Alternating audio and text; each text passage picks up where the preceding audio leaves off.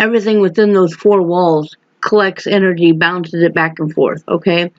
That energy can be created by feeling miserable, depression, or, situations in the home that's not favorable.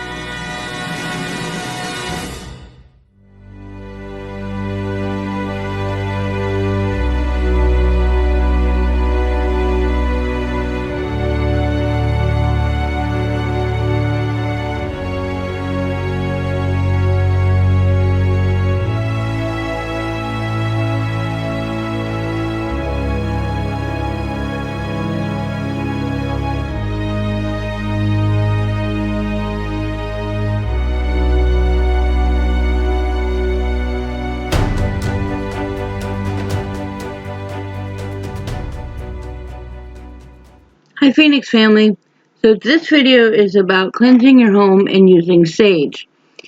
The first thing I want to talk about before even showing you what the sage that I have is that the need to cleanse your home and what it actually does.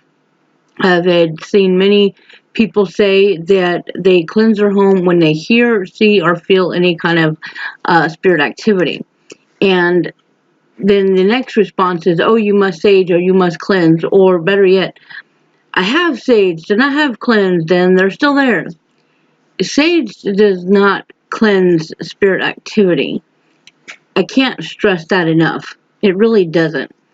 What it does do is cleanse negative energy, whether it come from spirit activity or it come from people in the home or it come from the home itself.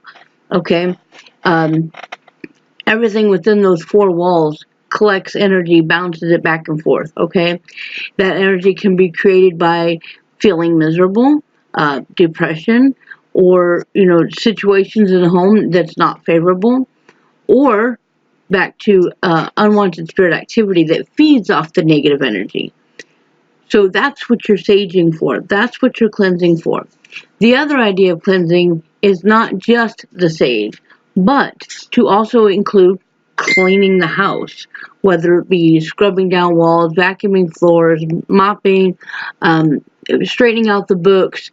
When you provide an environment that's been cleaned up, picked up, and it looks good, it looks comfortable, and it's clean, well, free from dirt, dust, and mold or anything like that, you're already producing a positive environment, because that's what the idea of cleansing is to increase positivity and to get rid of the negativity. Okay, so what I have to show you is this right here. I'm going to see if I can get it close to the camera. The texture of it is really coarse, and that is because what you're seeing is charcoal. Okay, this is a charcoal sage candle, and how it's made is sage is dried out, crushed really good. The charcoal is crushed, mixed in with the sage, and then it's shaped with a very thin wax. Okay, that's to hold it together.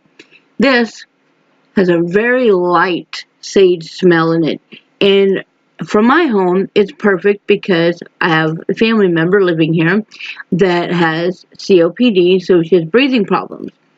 And with that respiratory and breathing problems, sage is often one of those ones where people say, I can't burn sage because so-and-so can't breathe, or I can't breathe, or something like that.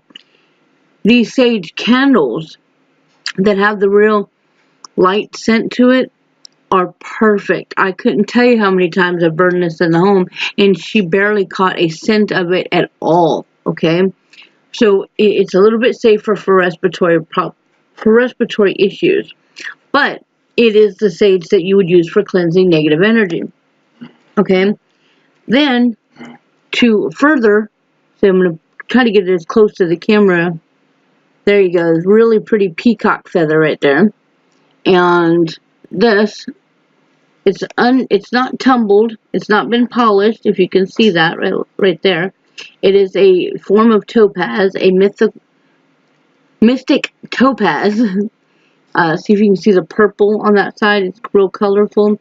It's not been polished. It's not been tumbled. For me, it's perfect. The properties of the Mystic Topaz is to increase positivity, to let go of negativity, which is what you're doing when you're cleansing anyway, right? And then it's to clarify communication. So if you are using it for spiritual cleansing and you're putting it out there, I'm cleansing my home, I'm ridding myself of negative energy, this increases that.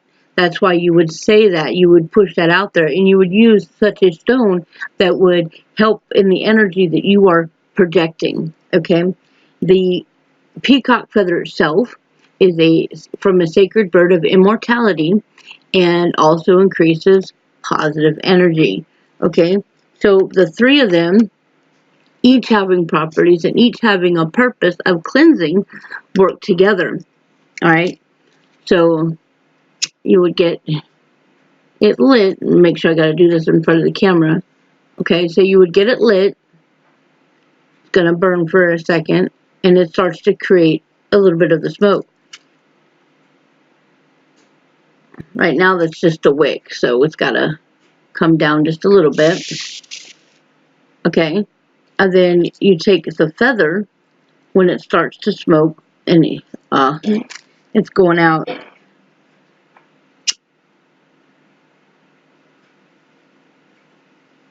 There we go. There we go. There you go. Now it's starting. Okay. So then you use your feather. Such a sweet smell, and yet it's very light. It's not as intense. It's not smoldering. Okay. It doesn't want to stay lit.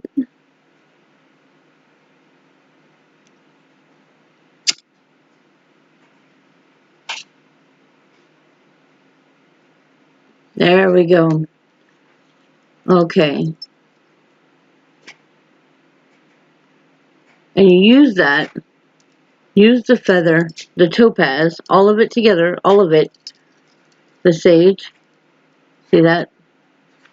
Use the feather. Push the smoke around. It smells so good, and it's so light. Like I said, it's so light. If you have respiratory issues or somebody else in your home does, then this is a perfect tool to use, where you're still using the sage, you're still doing what you wanted to do. You're cleansing your home. You're increasing positivity. You're increasing communication. Okay? There you go. And using your breath to focus the air also is very helpful, because you're putting yourself, your energy into what you're doing, into your cleansing. Now, right now, I'm just doing this in front of the camera to show you, but you would actually go around your entire home from front door to back door, bottom to top, and go through each and every room and doing this. And I don't believe in portals per se, because portals is described as a place where spirits come and go as they will. And that just seems too Hollywood for me. However, there is what I call hotspots. And a hotspot doesn't necessarily mean it's where they come and go. It just means that's where they hang out. That's where the activity is the greatest. You might have a rocking chair that seems to always be moving.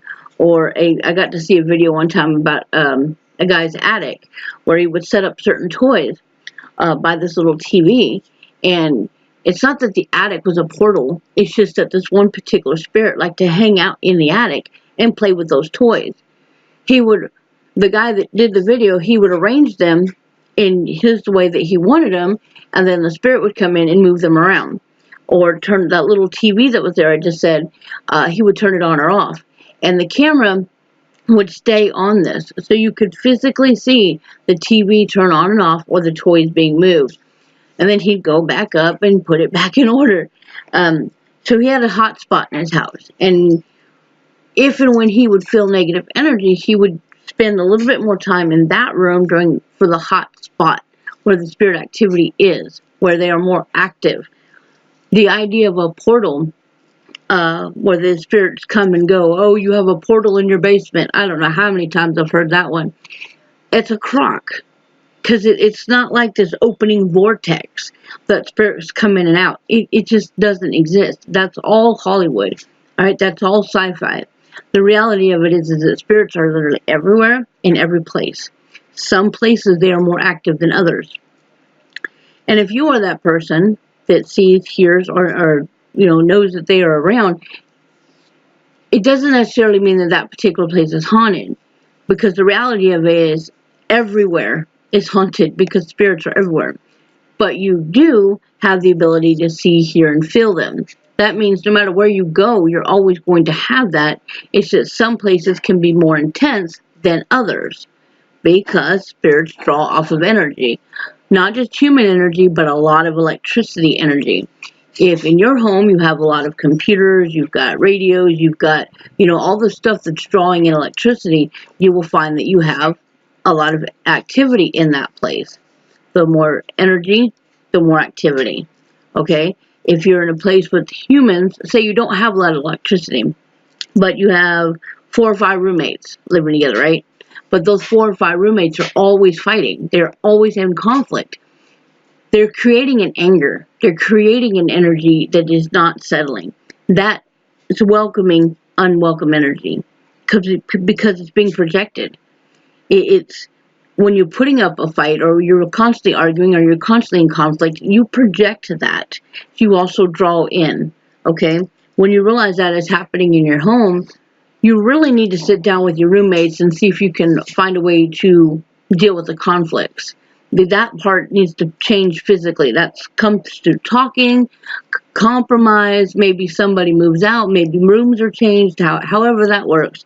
But then this little method right here, opening up the windows, opening up the doors, and clearing the air of the negativity, and allowing the topaz and the feather, the peacock feather, and the sage to bring in more positivity, okay? So if you have any questions about the sage or peacock or anything like that, please let me know. I love talking about this stuff. I'm going to show this one to you again because I love it so much. Then please comment, in the comment section. We'll talk about it. So up until then, please like, share, and subscribe. I love you guys. Have a good night.